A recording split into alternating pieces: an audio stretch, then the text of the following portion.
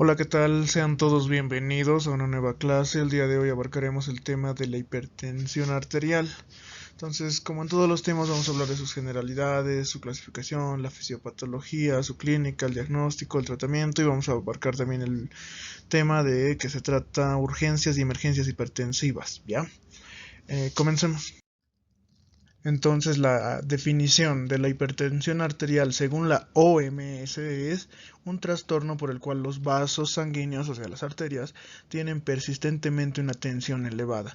Al decir una tensión elevada debemos reconocer cuándo es una tensión o presión arterial normal, ¿no es verdad? Entonces tenemos dos guías, la guía europea y la guía americana. Dependiendo la literatura, el país en el que estén, van a utilizar una de las dos guías. Por lo general, a nivel latinoamericano utilizamos la guía europea hasta este momento. Puede que haya cambios, eso depende mucho de sus ministerios de salud. Pero por el momento vamos a estudiar ambas guías, muy bien. Para decir que una presión arterial está normal, ambas guías coinciden en que la presión sistólica tiene que ser menor a 120 milímetros de mercurio y la presión diastólica menor a 80 milímetros de mercurio. Eso nos dicen ambas guías que esas son las presiones arteriales normales. Entonces ahí no hay donde perderse. La guía europea nos da dos estadios de hipertensión más un preestadio, como pueden ver. Entonces, según la guía europea, para diagnosticar una prehipertensión, la presión sistólica va a estar entre 120 a 139 milímetros de mercurio o la presión diastólica va a estar entre 80 a 89 milímetros de mercurio. Para decir que está en un estadio 1, vamos a sumarlo 20, ok, acá quiero que recuerden, de 20 en 20 van. La presión normal de 120, menor a 120. Prehipertensión sistólica de 120 hasta 139. Hipertensión estadio 1 de 140 a 159. Y la hipertensión estadio 2 mayor a 160 milímetros de mercurio en presión sistólica. Dentro de la prehipertensión 80-89 de diastólica, estadio 1 le sumamos 10, 90, 99 y estadio 2 mayor a 100 milímetros de mercurio. Bien. En el caso de la guía americana nos indica que ya hay una presión arterial elevada, pero solo te da un rango de 10 milímetros de mercurio en lugar de los 20 que te da la prehipertensión de la guía europea. Entonces, para la guía americana, la presión sistólica de 120 a 129 ya te da un diagnóstico de presión arterial elevada. Aún no está en hipertensión, pero está elevada. Y la presión diastólica tiene que estar menor a 80 milímetros de mercurio. Una hipertensión estadio 1, la presión sistólica es de 130 a 139, otros 10 le sumamos en la guía americana, y la diastólica de 80 a 89. Y en el caso de la hipertensión de estadio 2 va a ser mayor a 140 milímetros de mercurio o mayor a 90 milímetros de mercurio en la diastólica. Muy bien. Bueno, esto sí es para memorizarse, pero como les dije, mayormente en la guía europea le sumas 20. Normal, más 20 hasta prehipertensión, más 20 hasta estadio 1, más 20 hasta estadio 2, muy bien. Y en la guía americana, más 10, más 10, más 10. Y en ambas guías también tenemos la definición de crisis hipertensiva que nos indica mediciones mayores a 180 milímetros de mercurio en la presión sistólica y mayor a 120 milímetros de mercurio en la presión diastólica. Muy bien. Ya vimos cuántos son los valores, ¿no es verdad? Según la guía americana, según la guía europea. Veamos cómo se hace la medición, cómo se hace el diagnóstico. ¿Ya? Entonces, para el diagnóstico lo más importante es que nuestro paciente tiene que estar en reposo, por lo menos 5 minutos sentado y que no haya hecho ejercicio durante los últimos 30 minutos. ¿Qué quiere decir esto? Que si tu paciente ha llegado corriendo a tu consultorio, déjalo que se siente por lo menos media hora y explícale el por qué. Porque va a salir una toma de presión arterial elevada, ¿sí? La insuflación va a ser 20 milímetros de mercurio superior a su última toma. La desinsuflación, como pueden ver en el relojito, va a ser a 2 milímetros de mercurio por segundo. Su brazo tiene que estar apoyado a la altura del corazón, como pueden ver en la imagen, y vamos a tomar la medida en ambos brazos. Se debe anotar las medidas de ambos brazos y para tener la media vamos a anotar el brazo que tenga el promedio más alto. Tienen que ser dos medidas Y entre medida y medida debe haber por lo menos 7 días de separación. ¿Qué quiere decir esto? Que por lo menos de aquí a una semana tienes que volver a tomarle la presión. Si en ambos casos sale elevado este paciente, tú ya lo vas a diagnosticar según a los parámetros que has visto en las guías, ¿no es verdad? Entonces no voy a hacer mucho énfasis acá porque eso ya es un tema más de práctica. Muy bien, solo quiero que recuerden que los sonidos de Korotkov en el estetoscopio es a lo que tienen que acostumbrarse. Lo más importante son estos sonidos. Reconocer que el primer sonido de Korotkov es el que te marca la presión arterial sistólica y el último es el que te marca la presión arterial diastólica. Muy bien, entonces tenemos 3 diferentes métodos de diagnóstico ya en base a la toma que les dije de la presión arterial. Hablemos del más fácil, la toma en consultorio. Si eres personal de la salud y estás capacitado para hacer una buena toma de presión arterial, si encuentras la presión elevada en 3 visitas separadas por una semana o solo 2 visitas según la guía americana, a este paciente lo vas a diagnosticar como hipertenso. O también si el paciente a la primera visita te llega en una crisis hipertensiva, que quiere decir que sus valores son mayores a 180 de presión sistólica o mayor a 120 de presión diastólica. Muy bien. Ahora, hay pacientes, y esto quiero que entiendan bien, que enmascaran el cuadro. O sea, vienen a tu consultorio y te dicen que se han tomado ellos la presión arterial en su casa, o algún familiar que sabe de medicina, que es enfermero, o algo les ha tomado y siempre les toma presiones elevadas, pero llega a tu consultorio y tú le tomas presión arterial normal, puede que se esté enmascarando el cuadro. Se le llama estos cuadros enmascarados, muy bien. Entonces, para no tener ese problema de tú mandarle a este paciente, si él te está diciendo, si el paciente te dice en mi casa es la presión muy elevada y aquí no, se está enmascarando el cuadro, y para estar seguro tienes que hacer una de estas 2 mediciones, que son el MAPA o el AMPA. El MAPA es un monitoreo ambulatorio de la presión arterial. Como su nombre le indica, le mandas con un monitor. A este monitor le vamos a colocar electrodos y el brazalete del tensiómetro. Este va a hacer un monitoreo en 24 horas, en un día. La maquinita lo va a hacer sola, va a tomar la presión cada 20 minutos en el día, cada media hora en la noche, y va a hacer una sumatoria y te va a entregar un resultado. Y si el resultado, la media en 24 horas, te sale superior a estos parámetros, superior a 130 de sistólica y 80 de diastólica, este paciente lo vas a diagnosticar como hipertenso. El otro caso es el automonitoreo de la presión arterial. Hay pacientes que cuentan con su tensiómetro electrónico en su casa, entonces ellos te dicen pueden tomarse el automonitoreo en su casa. Le indicas a este paciente que se tome el monitoreo durante 7 días, en la mañana, en la tarde y en la noche. Tienes que hacer el promedio de las 24 horas y de los 7 días. Si en 24 horas de este paciente su promedio que has tomado es superior a 135 de sistólica, 85 de diastólica, este paciente es hipertenso. Muy bien. Y en cualquiera de los casos, como te dije, una vez más te lo repito, si el paciente ya llega o se presenta con una crisis hipertensiva mayor a 180, 120, lo diagnosticas directamente como paciente hipertenso.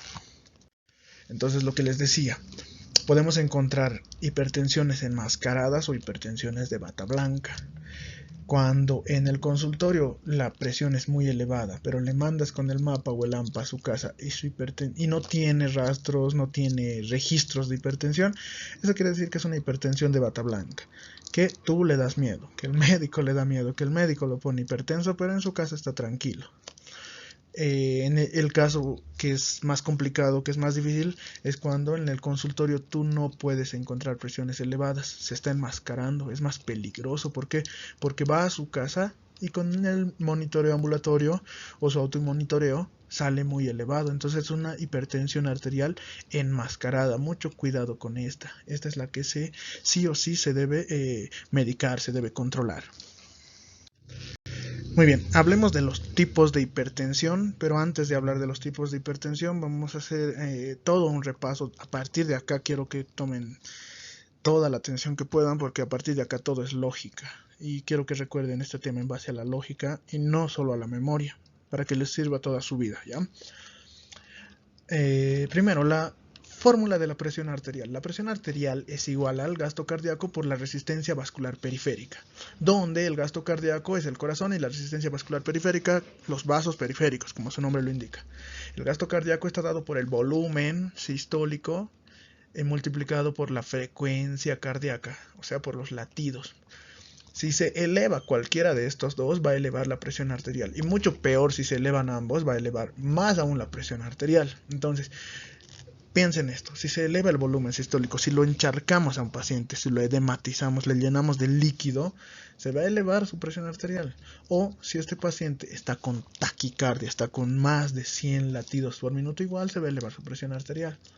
O si el paciente está con una resistencia vascular, sus vasos están muy tensos, están con una presión muy elevada, obviamente se va a elevar también toda la presión arterial. Entonces, eso recuerden, cualquiera de estos va a elevar más aún la presión arterial normal del paciente. 30% de esta elevación está dado por el gasto cardíaco y 70% por la resistencia vascular periférica. La resistencia vascular periférica por lo general viene dada por el sistema renina, angiotensina, aldosterona, que ahorita vamos a hablar en la fisiopatología. Pero quiero que recuerden eso, si se activa el sistema renina, angiotensina, aldosterona, se eleva la presión arterial. ¿Por qué? Porque también se eleva la resistencia vascular periférica. Hay dos tipos de hipertensión, la hipertensión primaria y la hipertensión secundaria. La primaria tiene un 95% de los casos, también se llama hipertensión esencial. No conocemos bien la causa, pero tenemos diferentes factores de riesgo. Entonces, cuando no conocemos, no tenemos la causa exacta, tú siempre has debido escuchar en medicina, cuando algo no lo saben, te dicen, así a modo de broma incluso, vas a decir que es idiopático. Entonces sí, la hipertensión primaria es idiopática porque no tenemos su origen real. Pero los pacientes que mayormente sufren de esta hipertensión arterial primaria son los que consumen tabaco, su colesterol está muy elevado, son pacientes sedentarios o tienen diabetes. Muy bien, por lo general estos cuatro van de la mano. Si el paciente tiene diabetes, ha sido sedentario, no hace ejercicio, pacientes que consumen mucho tabaco, pacientes que tienen el colesterol elevado porque igual no cuidan su dieta. Entonces, la hipertensión arterial primaria no es para que me tiren mufa, para que me odien, pero es una enfermedad mayormente, no, ojo que no 100%, pero mayormente de pacientes sedentarios, gorditos, diabéticos, ¿ok? Muy bien. Y la hipertensión arterial secundaria, como su nombre lo indica, es secundario a alguna otra etiología, a alguna otra patología, muy bien. La hipertensión arterial primaria por lo general debuta entre 30 a 55 años y la secundaria vamos a sospechar cuando su debut va a ser antes de los 30 años o después de los 55 años, en pacientes muy jóvenes o en pacientes muy adultos mayores. Muy bien, vamos a sospechar que es una hipertensión secundaria cuando este paciente también debuta con una crisis hipertensiva directamente. Nunca en su vida ha tenido presiones elevadas, pero te debuta con una crisis. Cuando este paciente es resistente a 3 fármacos, le das un tratamiento, le das hasta 3 fármacos en su tratamiento y no le sirve, entonces vamos a decir que es una hipertensión secundaria. O en pacientes que te han hecho una lesión de órgano diana. Los órganos diana son 4 en este caso: el sistema nervioso central con el cerebro, la retina,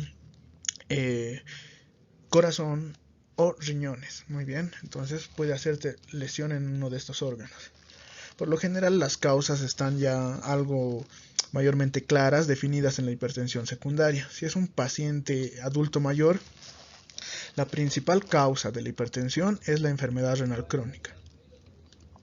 En pacientes jóvenes, la mayor causa es la coartación de la aorta. Entonces, un paciente joven vas a sospechar que tiene coartación de la aorta cuando la presión arterial del brazo sea superior a la de la pierna. Las causas también puede ser un paciente con estenosis de la arteria renal, y acá voy a comenzar a explicar un poco. Cuando el riñón no recibe suficiente volemia, suficiente volumen sanguíneo, las células yuxtaglomerulares van a activar el sistema renina, angiotensina, aldosterona. Muy bien, su nombre lo indica y bien claro. en este caso el sistema renina-angiotensina-aldosterona, les dije que va a elevar la resistencia vascular periférica, eleva la presión arterial. ¿Para qué? Para que trate de compensar el flujo sanguíneo al riñón. Entonces, si hay una estenosis, si no está llegando, si se está estenosando la arteria, obviamente se va a activar este sistema y se va a elevar la presión arterial.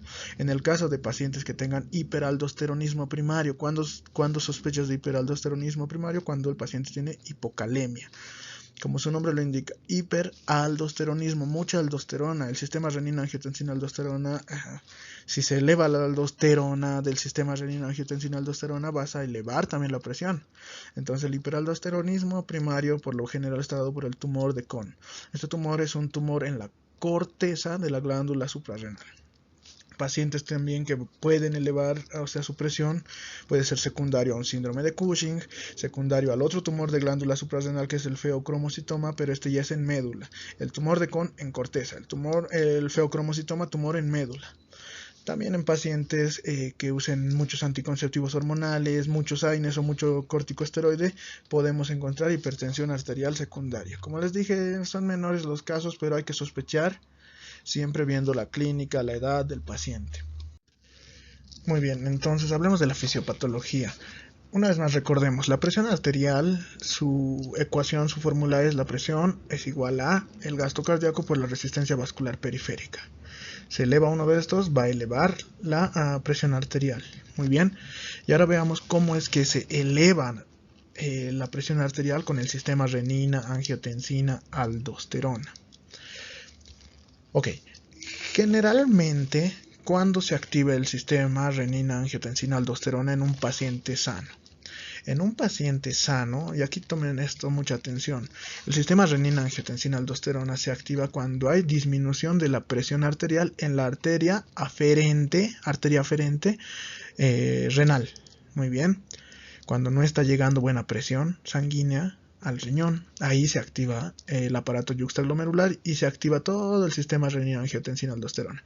También se puede activar por estimulación beta-1 adrenérgica o por la disminución de la concentración de sodio en el túbulo contorneado distal, que quiere decir que el sodio, recuerden que siempre va con el agua, jala líquido. Entonces disminuye el líquido, disminuye la volemia en el riñón y ahí también se activa. Entonces, ¿a dónde quiero llegar? El aparato yuxtaglomerular, las células yuxtaglomerulares activan el sistema renina-angiotensina-aldosterona cuando no llega buena perfusión al riñón, cuando está llegando poca sangre. Eso quiero que entiendan. Normalmente hace eso este sistema. Entonces, en pacientes que tienen hemorragias, pacientes que tienen deshidrataciones severas, como el riñón no está recibiendo suficiente perfusión, no está recibiendo suficiente sangre, se activa todo este sistema renina-angiotensina-aldosterona para que eleve la presión arterial del paciente y llegue el suficiente riego sanguíneo al riñón y a los diferentes órganos. Por eso se eleva la presión por el sistema renina-angiotensina-aldosterona normalmente, mucho ojo. Ahora, en este caso, en el caso de los pacientes que tienen hipertensión arterial primaria o esencial, como les dije, es idiopática. Al ser idiopática no sabemos su origen, el por qué. Ya les dije los factores de riesgo, pero este sistema, todo el sistema renina-angiotensina-aldosterona está activado, pese a que este paciente no tiene hipovolemia, no está deshidratado, no está con hemorragia, está activado todo este sistema. Entonces, ¿cómo funciona este sistema? Recordemos que el angiotensinógeno es liberado por el hígado. La renina es liberada por el aparato yuxtaglomerular de los riñones. El angiotensinógeno no está activo. Muy bien.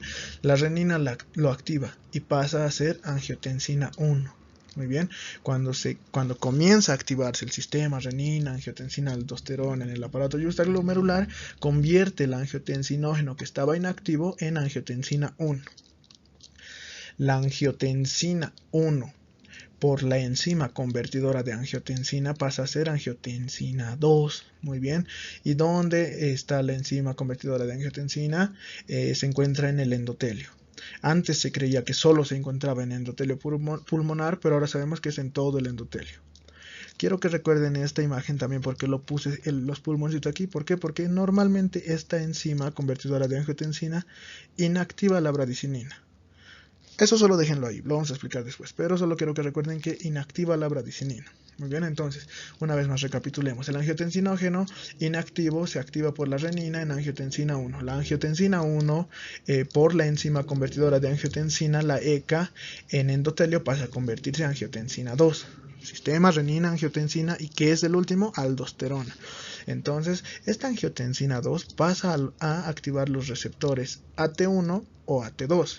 Estos receptores, los AT1 son llamados los receptores malos y los AT2 los receptores buenos. Así las conocen normalmente y para que los recuerden, ¿ya? El receptor AT1 para completar el sistema renina, angiotensina, aldosterona, ¿a dónde va? Los receptores AT1, ¿qué es lo que hacen? Hacen secreción de aldosterona. Elevan la secreción de aldosterona. ¿Y qué hace la aldosterona? La aldosterona reabsorbe sodio y por ende también reabsorbe agua y secreta potasio e hidrogeniones. Lo más importante aquí, está reabsorbiendo sodio y agua, entonces está elevando la volemia en el riñón, está elevando la volemia en el paciente, perdón, no solo en el riñón, en todo el paciente. Al elevarse la volemia, ¿qué se eleva? El gasto cardíaco. ¿Por qué? Porque se está elevando la volemia, el volumen. Muy bien. Y si se eleva el gasto cardíaco, ¿qué les dije en la fórmula? Que se eleva la presión arterial. 1. Este receptor AT1, esta es una de sus funciones. La otra de sus funciones es que secreta la hormona antidiurética. Como su nombre lo indica, antidiuresis. Antiorina, o sea, este paciente retiene ya los líquidos, no va a tener una diuresis normal como lo indica la hormona antidiurética, reabsorbe agua. Muy bien, entonces recordemos que la hormona antidiurética es secretada por hipotálamo, se guarda, se almacena en neurohipófisis. ¿Y cuál es su función una vez que se libera de neurohipófisis? Reabsorber el agua. Si reabsorbemos el agua, una vez más, vámonos a la fórmula. ¿Qué es lo que hace el receptor AT1 en este caso? En el hipotálamo, en la hormona antidiurética, hace que el paciente eleve su volemia, eleva el gasto cardíaco, eleva el volumen sistólico, entonces eleva la presión arterial. ¿Qué también hace este receptor malo? Ya le está elevando de dos maneras a nuestro paciente su presión arterial. Hace vasoconstricción arterial. Entonces está elevando la resistencia vascular periférica, le está elevando a ambos lados, está elevando mucho su presión de este paciente. ¿Qué también hace? Hace vasoconstricción de la arteriola eferente en riñón. Entonces está haciendo resistencia vascular periférica y está elevando el gasto cardíaco a ambos casos. Entonces este paciente prácticamente con los receptores AT1 está elevando su presión mucho, ¿no es verdad? Entonces ahí se explica por qué el sistema renina-angiotensina-aldosterona eleva la presión del paciente. Y los receptores AT1 son los primeros a los que llega la angiotensina 2.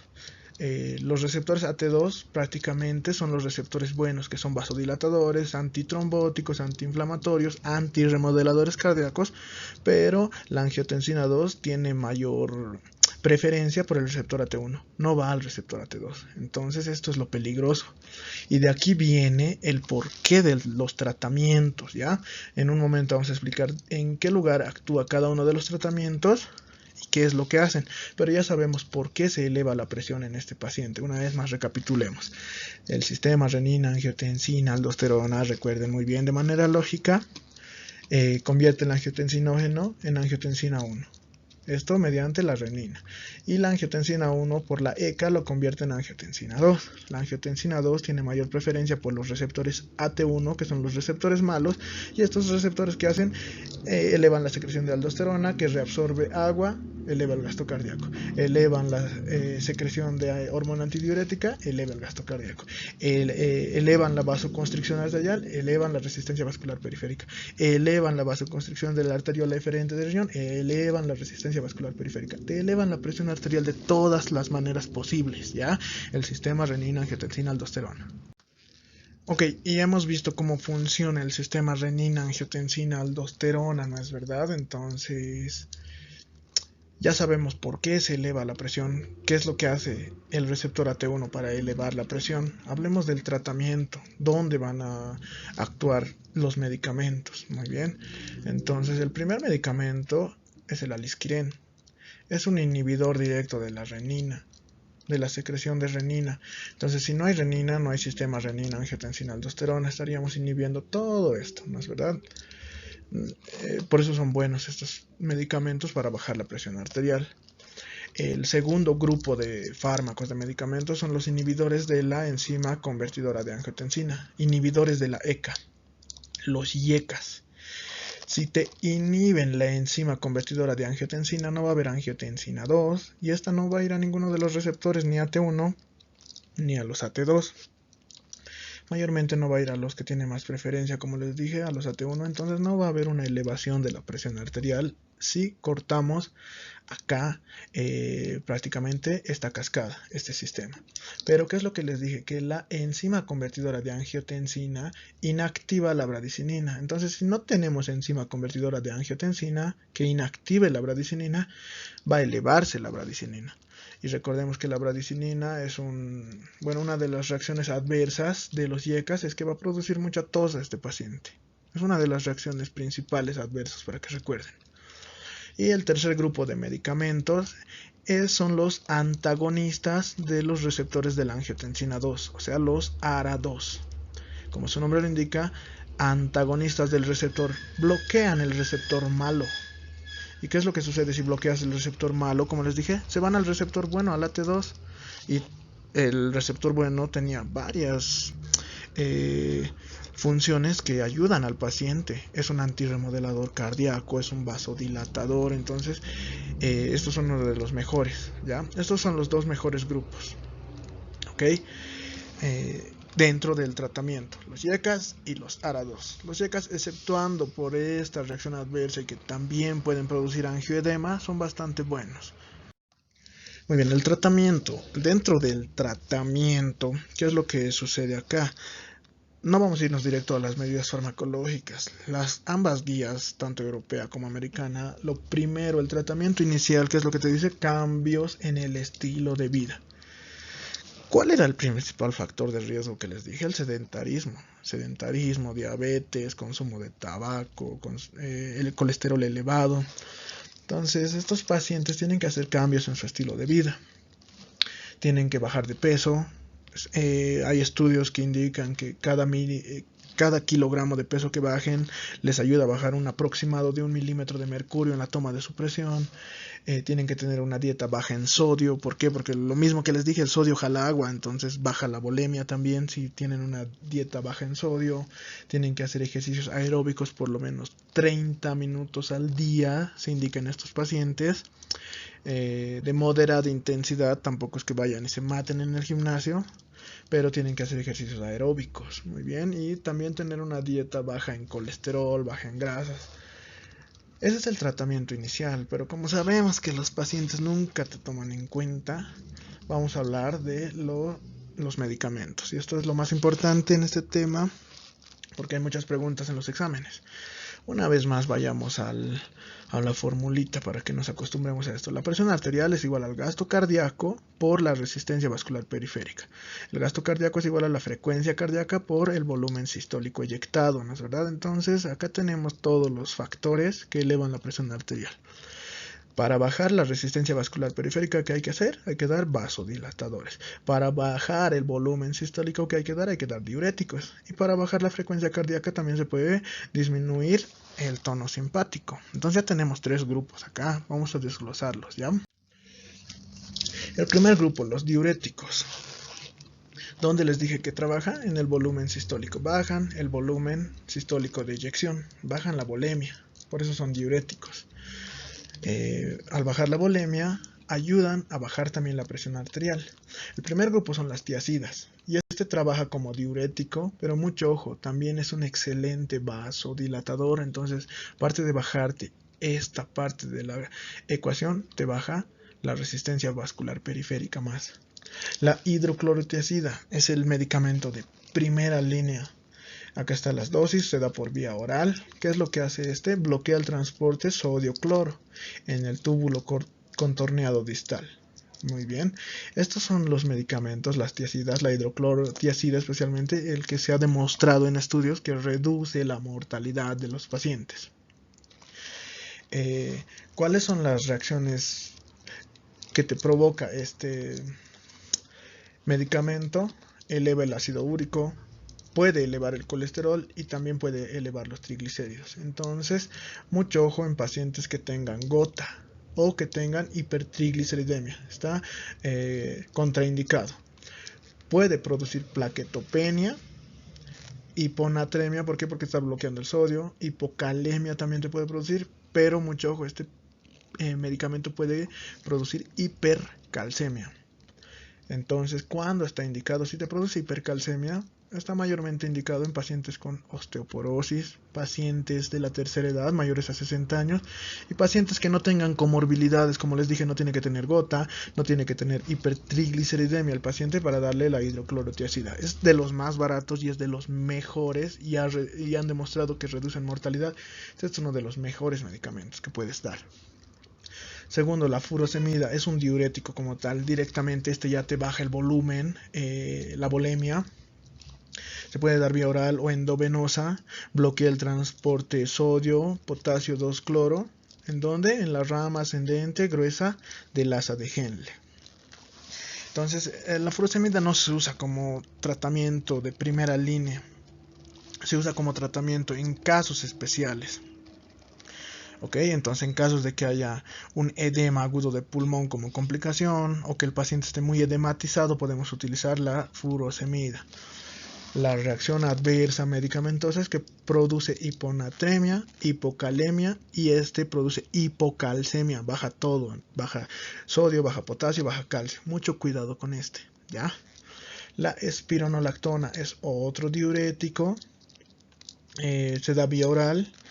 Y este bloquea los receptores de aldosterona en el túbulo colector. Entonces bloquea parte del sistema renina, angiotensina, aldosterona, solo bloqueando pero los receptores de aldosterona en el túbulo colector.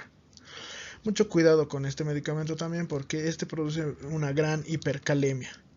Se le conoce como ahorrador de potasio. Entonces mucho cuidado con pacientes que tengan hipercalemia, ¿ya? ¿Por qué? Porque van a hacer arritmias. Produce también hiponatremia y ginecomastia como reacción adversa medicamentosa. Por lo general, estos solo se los estoy dejando porque se indican en las guías, en los libros, pero el que se usa es la hidroclorotiazida. Muy bien, estos son los que nos incumben en este tema. ¿Qué es lo que hacen? Los bloqueadores del sistema renina, angiotensina, aldosterona. Como vimos, el sistema renina, angiotensina, aldosterona en su receptor AT1, ¿qué es lo que hacía? Vimos varias cosas que elevan, aparte de elevar la presión arterial, no solo elevan la resistencia vascular periférica, sino elevan el gasto cardíaco también. Entonces, hablemos de los medicamentos. El alisquiren se da por vía oral, prácticamente inhibe la secreción de renina. Los IECAS, estos son los que se les conocen los PRIL, enalapril, captopril, lisinopril.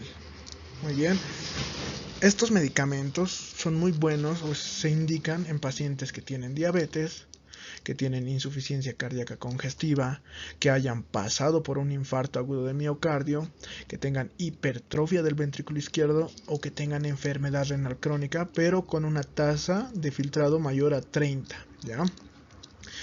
¿Por qué son buenos en pacientes con insuficiencia cardíaca congestiva, en hipertrofias ventriculares izquierdas o pacientes que hayan tenido infartos? ¿Por qué? Porque son antirremodeladores cardíacos. Aparte de que inhiben a la enzima convertidora de angiotensina, son antirremodeladores cardíacos, entonces bastante buenos en estos pacientes. Lo que les dije, la reacción medicamentosa adversa es angioedema o ataques de tos seca, mucha tos. ¿Por qué? Porque dijimos que se eleva la bradicinina. Bloquea la enzima convertidora de angiotensina, disminuye la angiotensina 2, que ese es vasoconstrictor, pero aumenta la bradicinina, que es vasodilatador. Entonces, por eso viene la tos seca, aumenta la bradicinina. El tercer grupo son los antagonistas de los receptores de angiotensina 2, los ARA2, que bloquean a los receptores AT1, y estos son el losartán, valsartán, candesartán. Acá tienen las dosis, todos son por vía oral. Estos bloquean a los receptores AT1, que eran los receptores malos, recuerden, pero a diferencia de los YECAs no aumentan la bradicinina, entonces no tienen esa reacción adversa de la tos seca. Por eso cuando un paciente le molesta mucho la tos seca o ha presentado angioedema, lo cambiamos de YECA a ARA2. Como dice acá, está indicado en pacientes que no toleran a los YECAs. ¿Por qué? Porque tienen un mayor costo que los YECAs. No es un costo muy elevado, pero es mayor el costo, y como se va a usar prácticamente todos los días, eso es lo que les molesta a algunos de los pacientes. Otro grupo de fármacos son los calcio antagonistas. Estos trabajan como vasodilatadores. Al ser vasodilatadores, en nuestra formulita, ¿qué es lo que reducen? Reducen la resistencia vascular periférica. Tenemos dos tipos de calcio, bloqueadores de calcio o calcio antagonistas: los dihidropiridímicos y los no dihidropiridímicos. Hablemos de los dihidropiridímicos. Son vasodilatadores, son los que terminan en dipino. Dihidropiridímicos, dipino, nifedipino, amlodipino, nimodipino. Estos bloquean los canales de calcio lentos a nivel vascular periférico. Muy bien. Estos también ayudan a hacer vasodilatación de las arterias coronarias, y al hacer vasodilatación de arterias coronarias también lo podemos utilizar como antianginoso. Entonces se indica a estos pacientes en hipertensión arterial sistémica, en enfermedad renal crónica, pero con una tasa de filtrado glomerular menor a 30. Muy bien, ¿qué dijimos? ¿Cuáles eran los que se usan en mayor a 30? Los YECAs. En pacientes que tienen tasa de filtrado glomerular menor a 30, los calcio antagonistas. También se puede utilizar, como les dije, como antianginoso al ser vasodilatador, y en pacientes que te vengan con angina de Prinzmetal. Las reacciones adversas medicamentosas, mucho cuidado, que estos producen edemas y taquicardia refleja, los dihidropiridímicos. Ahora, los bloqueadores de calcio no dihidropiridímicos también son vasodilatadores, pero mayormente se usan como antiarrítmicos del grupo 4. Encontramos a estos el verapamilo y el diltiazem. Bloquean los canales de calcio lentos, pero estos ya a nivel cardíaco. Más ambos casos hacen vasodilatación de las arterias coronarias. Estos están indicados mayormente como antiarrítmicos, como les dije, de grado 4 y de tipo 4, perdón. Y también se pueden dar en la enfermedad renal crónica con tasa de filtrado menor a 30. La reacción adversa medicamentosa de los no dihidropiridímicos es al revés, no te hace taquicardia, hace bradicardia, y también puede producir edemas. Están contraindicadísimos ambos en pacientes con falla cardíaca. ¿Por qué? Porque van a producir edemas, vas a congestionar al paciente, entonces prohibido en pacientes con falla cardíaca. ¿Ok? Otro de los grupos, el último grupo, son los beta bloqueantes. Dentro de los beta bloqueantes vamos a encontrar que los beta bloqueantes disminuyen prácticamente la frecuencia cardíaca. Entonces no son de primera línea, no ayudan mucho. ¿Por qué? Porque el gasto cardíaco que les dije baja solo el 30% de la presión arterial. La resistencia vascular es la que mayormente manda esto. Pero como segunda línea, en casos extremos, en casos de que no consigas los medicamentos de primera línea, puedes utilizarlos. O en casos de complicaciones, como puede ser la ruptura de aneurismas, ruptura aórtica. Muy bien. Tenemos tres grupos que son los beta 1 selectivos, los mejores: el metoprolol, bisoprolol, atenolol y esmolol.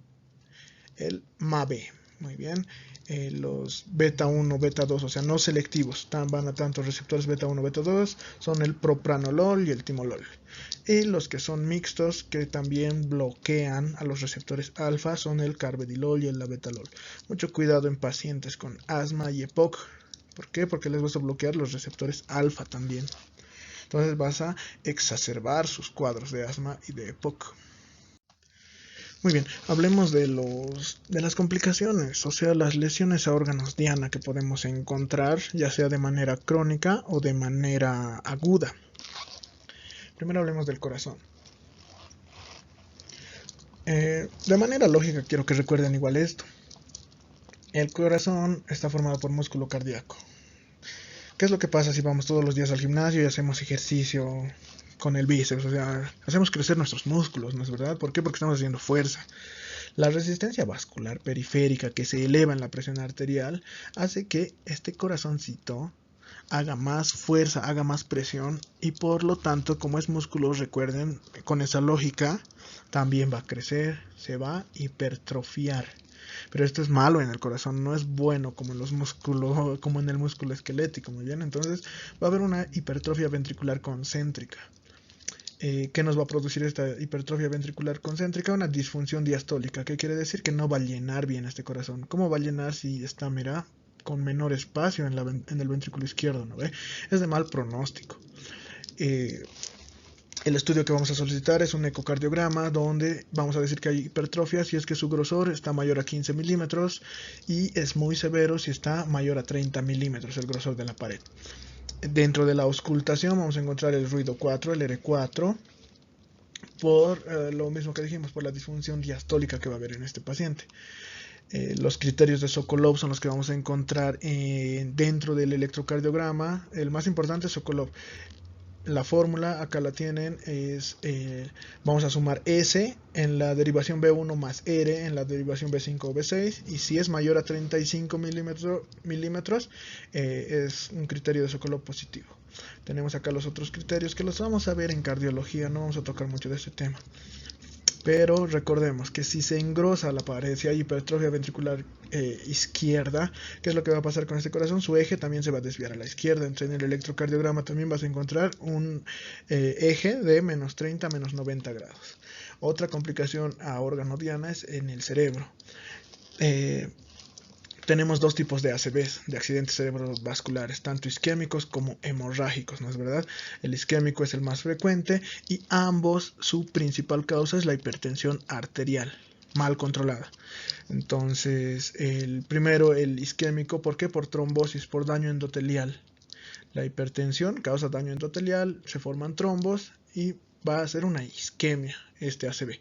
El segundo es un ACV hemorrágico. ¿Por qué? Porque la presión elevada va a hacer que se rompa algún aneurisma, alguna malformación. Muy bien, eso va a haber un ACV hemorrágico.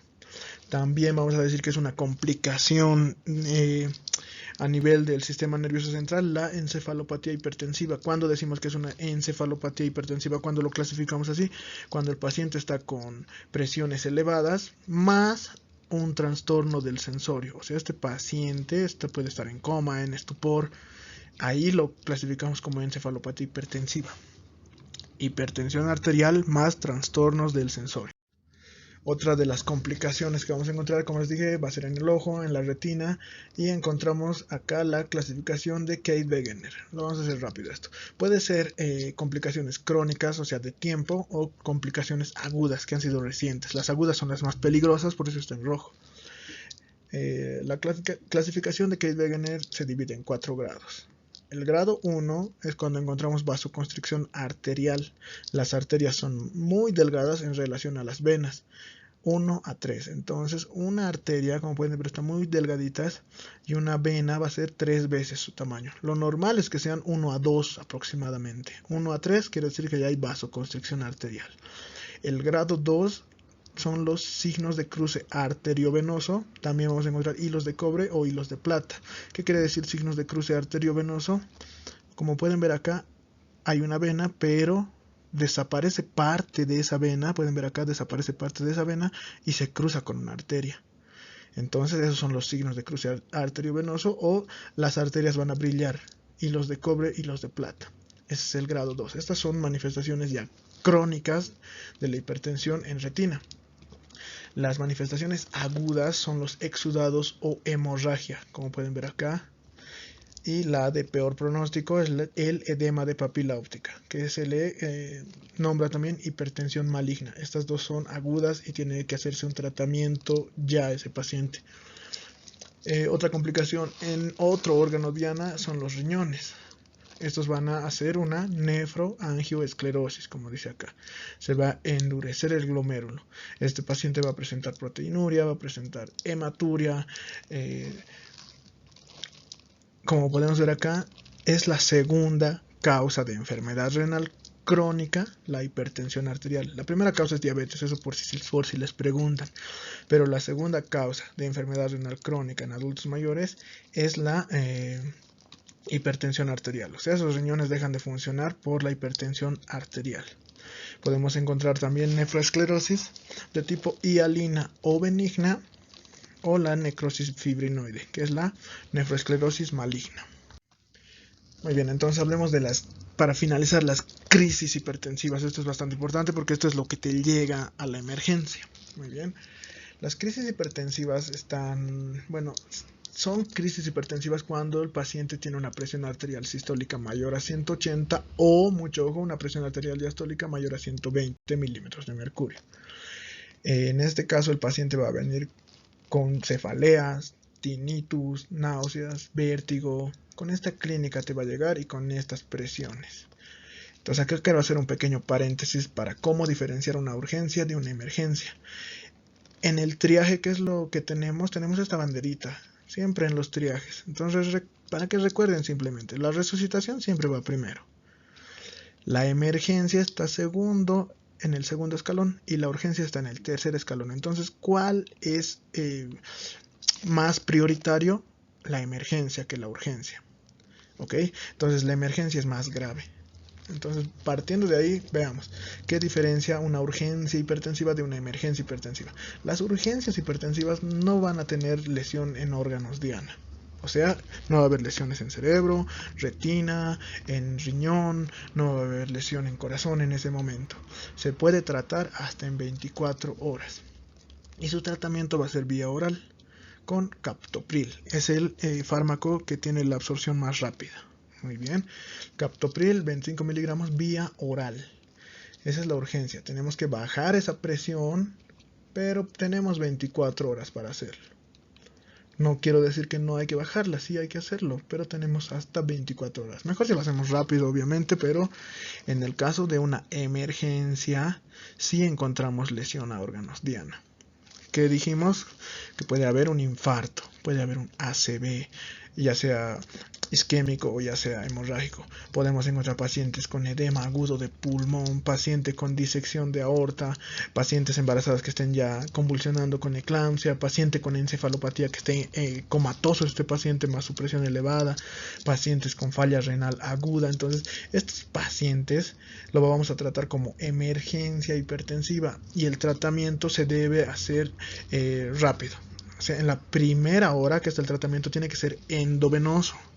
Y mucho ojo, tenemos que reducir solo del 10 al 20% de la presión arterial en la primera hora. 10 a 20%. ¿Qué quiere decir? Que si te ha llegado con 180 de sistólica, ¿cuánto es su 10% de 180? 18, ¿no es verdad? Hasta 20%. Entonces a este paciente en la primera hora tienes que bajarle 18 hasta 36 milímetros de mercurio máximo.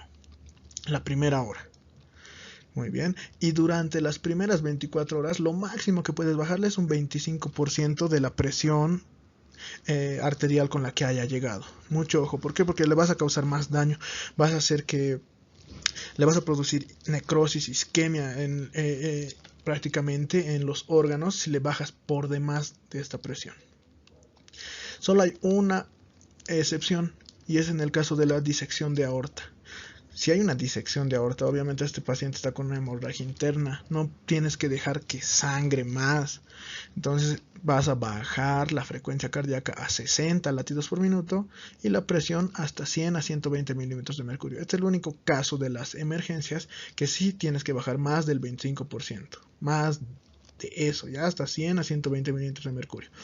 ¿Cuál es el tratamiento endovenoso? Se puede utilizar nitroprusiato, que es vasodilatador arterial y venoso. Este es el más potente porque vasodilata arteria y vena. La hidralazina, que es un vasodilatador arterial y es bastante bueno en los casos de pacientes embarazadas. Mucho ojo, estos están prohibidos en el embarazo. La furosemida en el caso de edema agudo de pulmón, o el labetalol, que es el beta bloqueante que vamos a utilizar en el caso de disección de aorta. Muy bien, algo más que vale la pena recordar y que creo que no lo habíamos hablado es que todos los IECAS y los ARA2 son teratogénicos, están contraindicadísimos en el embarazo, ¿ya?